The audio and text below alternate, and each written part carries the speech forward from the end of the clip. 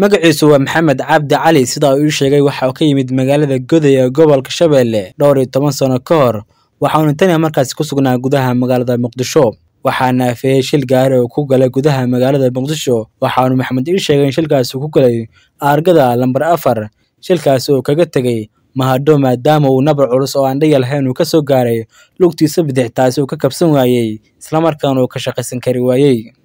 Maxamed dhowrkii bilad ugu dambeeyay waxa uu ku dayacnaa hareeraha isgoyska kilometer 4 isagoo la dhuutinaya nabarka culus ee lugaha ka haleelay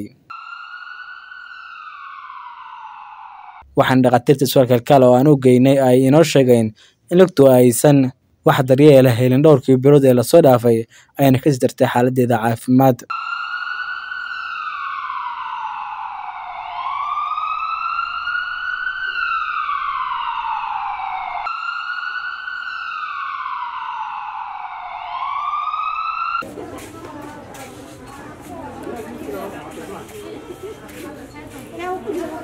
agaasimaha telefishinka Kalsan TV Cabdullaahi Axmed Cali Faad ayaa fududeeyay in Maxamed Cabdi Cali uu helo adeeg caafimaad si loola tacaalo xaaladiisa caafimaad annaga oo ah Kalsan TV iyo Kalkaal Hospital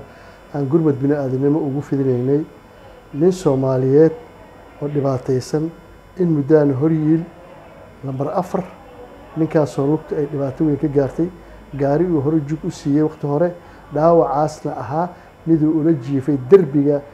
lambar 4 gaar ahaan tabaqa loo yaqaan ex-shinama Equator haddana ah mall centerka Faarax Ugaas hortiisa ninkaas oo aan nin Soomaaliyeed ehel aan u joogin magaalada sida uu sheegayna ka yimid deegaanka Soomaalidu degtay ee kilinka shanaad ama dowlad deegaanka Soomaaliyeed ninkaas oo magaciisa leeyahay Maxamed Cabdi Cali ayaa waxa aan kala hadalnay isbitaalka Kalkaal waxaan uga mahad celinayaa maamulka iyo madaxda isbitaalka Kalkaal oo maanta nagu caawiyay inay u yimaadeen u soo diraan gaariga ambalaaska ay keeneen isbitaalka inay daaweeyaan laga ballan qaaday ayaa waxaan uga mahad celinayaa maamulka iyo madaxda isbitaalka Kalkaal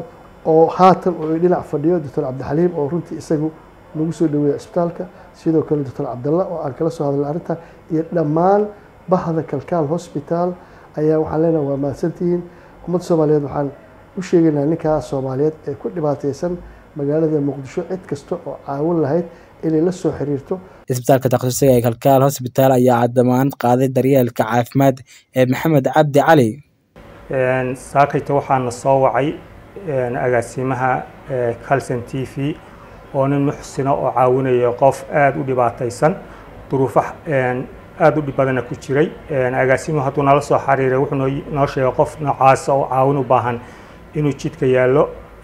wuxuuna naga codsaday inaan gacan siino aan caawino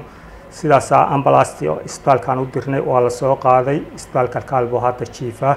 isbitaalkuna wuxuu ballan qaadayaa inuu garab istaago xagga caafimaadka ilaa meesha u dambaysa qofkaas inaan caawino waana run ahaantii adeegan bulshada u qabanay ka mid tahay inaan dadka tabaalaysan iyo qofka xaaladihiisa iyo duruufihiisa ay noocan oo kale yihiin inaan garab istaagno qofkii ugu horeeyay maahan boqolaal baan soo garab istaagnay ka maamul ahaan isbitaalkuna mar kastaba wuxuu u furan yahay bulshada inuu caawiyo gaar ahaan kuwaas xaaladaha gaarka ku jira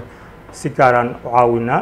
kuwa caawin jirnay buu ka mid yahay waana caawin doonaa haddii rabiidno hadda Maxamed Cabdi Cali waa uu caafimaad qabaa waxaana daryeelkiisa caafimaad damaano qaaday isbitaalka takhasusiga ee Kalkaal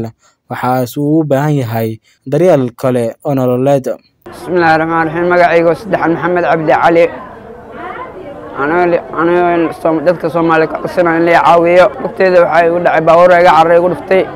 argada mar 4 kilometer 4 wax muddo badan wax dadoodan ii joogan wadanka malaha wallahi ka untay moogay waxaan ka codsanaa walaalay Soomaaliyeed caawiyaan si degdeg ah ay caawiyaan أنا حنكي مع إثيوبيا واحد يجوا ودن كاملا واحد الله يجوا ملا إثيوبيا حنكي مع الجودي واحد حق يجران واحد أنت يجوا ملا ولا لسه ما حنك عسنان اللي يعويه هذه اللي يعويه ذلك كالكال بقول كي بقول ما سين ولا الذي أو يعوي تي في كالسن أو الذي جوان إلى خير السيان أو يسوق هذه هذه يعويين بقول كي بقول ما سين